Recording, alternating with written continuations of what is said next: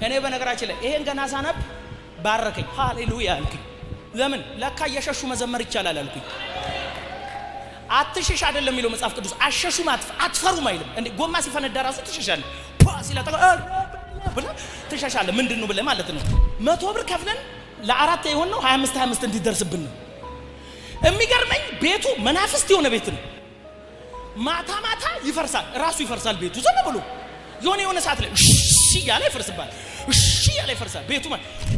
ካልሲ ተባለ ውስን ነው ካልሲው። አንዳንድ ካልሲ ያዋጣ ያንድ እግር ደፈን ነው። በዚህ ጋር ብልጭ ካልሲ ደፈን ብልጭ ደፈን ካልሲ አለቀ። መዝሙረ ዳዊት 150 ምዕራፍ ያለው መጽሐፍ ነው።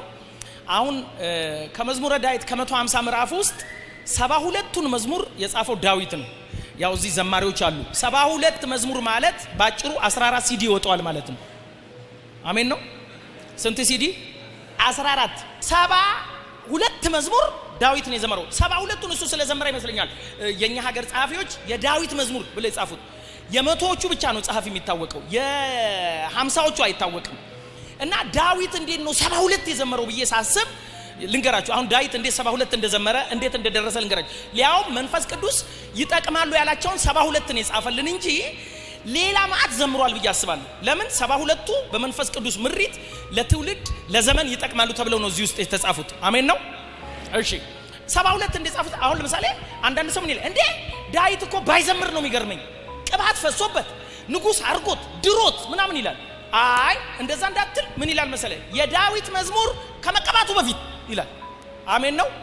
ሰውየው ሳይቀባ አመዳም ሆኖ ሳለ ሰው ሳይስመው እዚህ ግባ ሳይባል በገናውን አንስቶ አንተ ትልቅ ነህ ይላል። ሲንገል ለይ አሜን በሏል። አንተ መልካም ነህ ይላል። አየህ ቅባቱ ሲፈስበት አይደለም ነገር ሲስተካከል አይደለም። ገና ሰው ኦኬ ብራቮ ወንዳታ ጀግና አንተ ላይ ያለው ሳይለው በፊት እረኛ ሆኖ ሰውየው ይዘምራል። የገባው ሰው አሜን ይላል።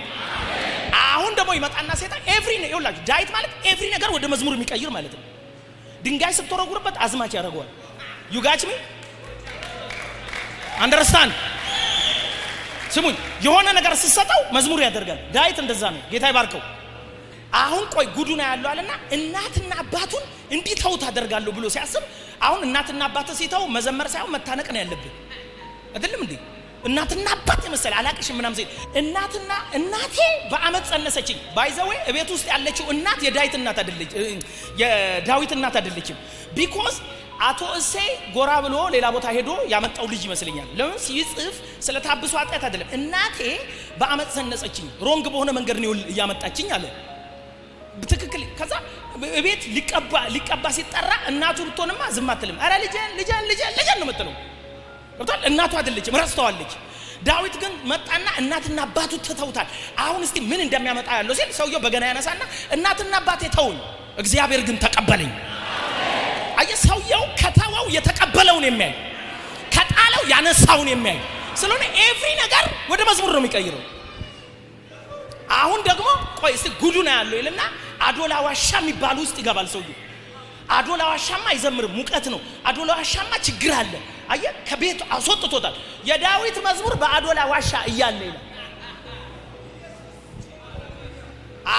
አሁንም ይሄ ሰውዬ መዝሙር አስቆማል ይልና እንጨትና ውሃ የሌለበት በረሃ ላይ ሲወስደው ሰውየው ያለቅሳል። አይ ማላታይን ይጠጣል ይጣነቃል ተብሎ ሲጠበቅ በገናውን ብድግ ያረግና እንጨትና ውሃ በሌለበት ምድረ በዳ ነፍሴ አንተን ተጠማች። አንድ ሰው አሜን ይበላይ። ሃሌሉያ። ኤቭሪ ነገር መዝሙር ነው። ዳዊት ጋር ኤቭሪ ችግር አዝማች ነው። ኤቭሪ ነገር እልልታ ነው። ኤቭሪ ነገር ለእግዚአብሔር ነው። ሲንገል እስቲ አሜን። አሁን እኛ ጋር ስንመጣ ነው ብዙ ሰው እኛ ጋር ሲመጣ ችግሩን መዝሙር አይደለም የሚያደርገው፣ የመታነቂያ ምክንያት በቡርኪና ፋሶ የመጥፊያ፣ በኢንዶኔዥያ፣ በኬንያ ይጣጣል። እኔ ከዚህ በላይ አልችልም ለጥ። ዳዊት ግን ዘመረ። አሜን። እንደነገርኳችሁ 72 መዝሙር ዘመረ። ባይዘው ይሄ ወርሺፕ ቲም ኳየር እንደዚህ የተደራጀ የሙዚቃ ምናምን ያመጣው እሱ ነው። ዳዊት ከመጀመሪያ መዘመር ይወዳል። እኔ ሁሌ እላለሁ በእውነት ነው ምላችሁ መዘመር በጣም መዘመር የመሰለ አገልግሎት የለም። ይሄንን ማን ሊቃወም ይችላል? የኛን ደግሞ ጭቅጭቅ ነው። አታርፍም ወይ ነግሬሃለሁ፣ እንዲህ ብትወጣ አይሻልም ወይ? በቃ ይሄ እኮ የተባረከ አገልግሎት ነው። እስቲ ስለ ዝማሬ አሜን በሉ አንዴ። እና ዳዊት በቃ መዘመር ነው ስራው፣ ሌላ ነገር የለም። ዳዊት ጋር ስትጠጋ ዘመረ ነው የሚለው። ዳዊት ጋር ስትጠጋ ከዛ 72 ላይ ሲደርስ ሰይጣን አይ ይሄ ሰውዬ ከዚህ በላይ ችግር ካመጣንበት ሌላ 15ኛ ሲዲ ሊሰራ ነው አለና በበቃኝ ለቆት ሄደ። ወዳጄ ስትዘምር በበቃኝ ነው የምታሸንፈው። ስታመልክ በበቃኝ ነው ትቶ የሚሄደው። ሃሌሉያ። ስለዚህ መዝሙር 3 እና መዝሙር 4 በአንድ ቀን የተዘመረው። ጠዋት አንዱን ዘመረና ማታ አንዱን ዘመረ። በአንድ ቀን ነው መዝሙር ያወጣው። አንዳንድ ሲዲ አሜን በሏ። ለምንድን ነው ይሄን የዘመረው ብዬ ሳስብ ነው እንግዲህ አሁን ዛሬ ነገሩን ምን ጀምረው እንደዛ ነው። ይኸውላችሁ መዝሙረ ዳዊትን መወድበት የተወሰነ ምክንያት ልንገራችሁ። መዝሙረ ዳዊትን መወድበት ምክንያት አለኝ። አንደኛ ኢየሱስ ክርስቶስ በአዲስ ኪዳን 400 ጊዜ በላይ ነው የተነሳው መዝሙረ ዳዊት። ኢየሱስ ሲሰብክ ሁሉ ጊዜ የሚያነሳው መዝሙረ ዳዊትን ነው። እያነሳ የሚሰብከው መዝሙረ ዳዊትን ነው። ሐዋርያት እያነሱ የሚሰብኩት መዝሙረ ዳዊትን ነው። አሜን ነው ወይ? እሺ ስሙ። እሱ ብቻ አይደለም የሚገርመኝ፣ መጽሐፍ ቅዱስ ራሱ እኩል ለኩል ስትከፍሉት ሄዶ የሚከፈለው መዝሙር 119 ላይ ነው። መዝሙር 119 ደግሞ የምድራችን ረጅሙ መዝሙር ነው። ሙሉን ደግሞ የሚዘምረው ምንድነው ብትለኝ ስለ እግዚአብሔር ቃል ብቻ ነው። ጎልማሳ መንገዱን በምን ያነጻል? በቃለ መሰረት በመሄድ ነዋ ይላል። አሜን። በቃልን እንድትወቃ አለቆች ቁጭ ብለው አሙኝ፣ ባሪያ ግን ሕግን ያሰላስላል። ቃልን ሳሰላስል አይኔ ሳይከደን አደረ የሚለውን ቃል እዛ ውስጥ ነው የምታገኘው። እኔ ጭስ እንደጠገበ የማር ስልቻ ሆኛለሁ፣ ሕግ ግን ተድላኝ ስለሆነ አልጠፋሁም። እነዚህን ሁሉ ወርቅ አባባሎች የምታገኘው መዝሙር 119 ነው። መዝሙር 3 እና መዝሙር 4 አንድ ቀን የተዘመረ መዝሙር ነው፣ ጠዋትና ማታ ማለት ነው። ነገር ግን መዝሙር 3 እና መዝሙር 4ን ከመዘመሩ በፊት አንድ ነገር ላንብበው። ቁጥር 0 መዝሙረ ዳዊት ምዕራፍ 3 ቁጥር 0 እንዲህ ይላል። ዳዊት ከልጁ ከአቤሴሎም ፊት በሸሸ ጊዜ የዘመረው መዝሙር። ዳዊት ከልጁ ከአቤሴሎም ፊት በሸሸ ጊዜ የዘመረው መዝሙር። ቁጥር 0 ምንድነው የሚለው? አንድ ላይ እንበለው። ዳዊት አንዴ ጮክ ብለ እንዲሰማኝ ነው። ዳዊት ከልጁ ከአቤሴሎም ፊት በሸሸ ጊዜ የዘመረው መዝሙር። መቼ ነው የዘመረው? እኔ በነገራችን ላይ ይሄን ገና ሳነብ ባረከኝ። ሃሌሉያ አልኩኝ። ለምን? ለካ እየሸሹ መዘመር ይቻላል አልኩኝ። አትሽሽ አይደለም የሚለው መጽሐፍ ቅዱስ። አሸሹ አትፈሩም አይልም እንዴ? ጎማ ሲፈነዳ ራሱ ትሸሻለህ። ሲላጠ ብለ ትሸሻለህ። ምንድነው ብለ ማለት ነው ነገሩ እስኪጣራ ገባ። ይሄ ፍንዳታው ትሸሻለህ። እኔ አልሸሽም ወገኖቼ ምናምን የሚል እንዳታምን። ብዙዎች አልሸሽም ብለው ሸሽተው መጥተዋል። አንተርስታን ይሸሻሉ፣ ይጠፋሉ፣ ምሽግ ይገባሉ፣ ይደበቃሉ። ግን ልንገራችሁ ዳዊት መጽሐፍ ቅዱስ አሸሹም ሳይሆን የሚለው መሸሻ ቦታ ነው የሚነግራችሁ። ስትሸሹ የሚያሸሽ ነገር ሲገጥማችሁ አለ የእግዚአብሔር ስም የጸና ግንብ ነው።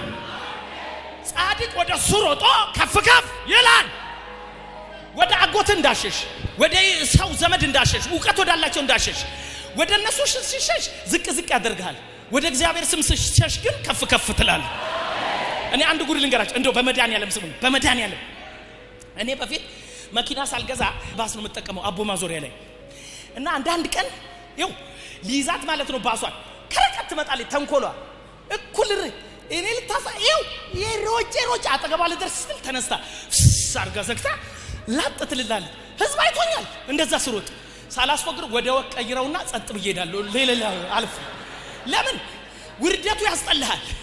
ደረስኩበት ስትል ሸሽታ ሄዳለች፣ አምልጣ ሄዳለች። የእግዚአብሔር ስም ግን ባስ አይደለም።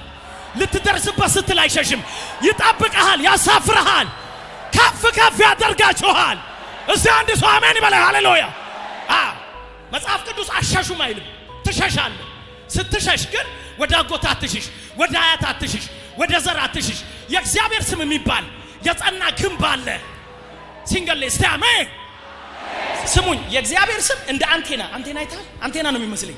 አንቴና ስትመዘው ይመዘዛል። አንተ ሮጠ ብቻ እሱ ጋር ስትደርስ መመዘዝ ይጀምራል። ካባረረህ ቁመት ያስበልጣል። ያውልህ ካባረረህ ቁመት ከበለጥክ አምሮት ነው እንጂ የሚሄደው አንተ መንከስ አይችልም። ወዳጆቼ የጻድቅ መሸሻ የእግዚአብሔር ስም የጸና ግንብ ነው።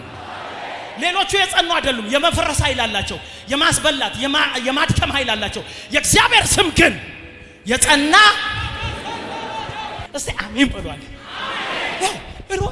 ሮጠ እኔ ምን አስብ መሰለህ ቀይ ድሮ በጣም በድህነት ምንድነው ይሄ ድህነት ልለው አልችልም ከደሃ በጣም ደሃ እጅግ በጣም ደሃ ተብሎ የነ ሄኖክ ድህነት የሚባላል ለብቻው ሶስቱም ድህነቶች አይገልጹትም እና ስንኖር ከጓደኞቼ ጋር 100 ብር ከፍለን ነው አንድ ቤት ውስጥ ምን ኖር ማለት ነው 100 ብር ከፍለን ነው ምን ኖር አንድ ቤት ውስጥ ነው 100 ብር ከፍለን ለአራት የሆነው 25 እንዲደርስብን ነው የሚገርመኝ ቤቱ መናፍስት የሆነ ቤት ነው ማታ ማታ ይፈርሳል ራሱ ይፈርሳል ቤቱ ዝም ብሎ የሆነ ሰዓት ላይ እሺ ያለ ይፈርስባል እሺ ያለ ይፈርሳል ቤቱ ማለት ስለዚህ ሁላችንም ካልተሸፋፈንክ መተኛታችን እንዲ ከፍተከተኛ አፈን አሹ አመልተ እንፉንፉ ይያልከን የምትነሳው ይፈርስባል ከዛ ያው እኛ ተሸፋፍነን ነው የምንተኛው ስንነሳ ግን አንድ ላይ መነሳት አለብን አለበለዚያ አንደኛው ላይ አፈር ትጭንበታለህ እና ስንነሳ እንግዲህ ይኸውልህ አንድ አምስት የፈርሶ ብርድ ልብሱ ላይ አፈር አለ ስንነሳ በትንሳኤ መንፈስ ነው በኢየሱስ ስም ከመቃብር ወጣናል ብላ ነው የምትነሳው እና የሚገርመኝ ስሙኝ እዛ ቤት ስንኖር እንደው መድኃኒዓለም ያሳያችሁ እዛ ቤት ስንኖር አንድ ቀን እንትን መጣ ምንድነው ጎርፍ በዚህ ጋር ብልጭ ብሎ ገባ ሲገባ ጊዜ ካልሲ ተባለ ውስን ነው ካልሲው አንድ ካልሲ ያዋጣ ያንድ ግር ደፈን ነው በዚህ ጋር ብልጭ ካልሲ ደፈን ቡልጭ ደፈን ካልሲ አለቀ የትንድ ውሃው እየገባ መጣ ከዛ ትዝ ሲለን አንድ እንጨት ሰሪ ሰውዬ የምግብ ጠረጴዛ ቤት ውስጥ አድርጓል ሶስታችንም ፍራሹን ምግብ ጠረጴዛ ላይ ያረግና እዛ ላይ ወተን ቁጭ ጎርፉ ከስራ አለፈ ምን ማለት የመሰለ የእግዚአብሔር ስም የጸና ግንብ ነው ማለት በዚህም ሲመጣ መድፈን ሲያክተ ወተላው ላይ ቁጭ